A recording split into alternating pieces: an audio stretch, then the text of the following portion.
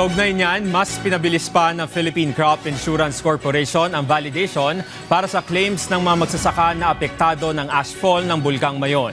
Ang DA naman nagsimula na sa pamamahagi ng tulong sa mga nasalanta na manggagawa ng sektor ng agrikultura. Si Diana Mendez ng Radyo Pilipinas, albay sa sentro ng balita.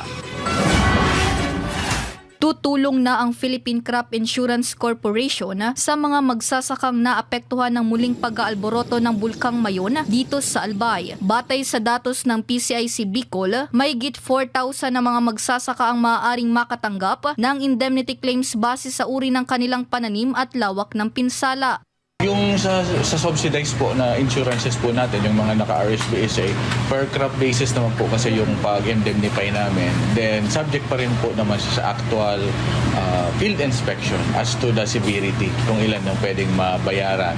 As to maximum, since yung program po nila is per crop basis, nakalagay man naman po sa guidelines namin, let's say sa palay, maximum 25,000. Para mapabilis ang pagbibigay ng ayuda sa mga apektadong magsasaka, agad isa sa ilalim ng ahensya sa validation ang mga isinumiting claim sa kanila ng mga lokal na pamahalaan. Kaya paalala ng PCIC sa mga magsasaka, magparehistro na sa Registry System for Basic Sectors in Agriculture o RSBSA upang makinabang sa libreng insurance sa kanilang pananim, alagang hayop at palaisdaan.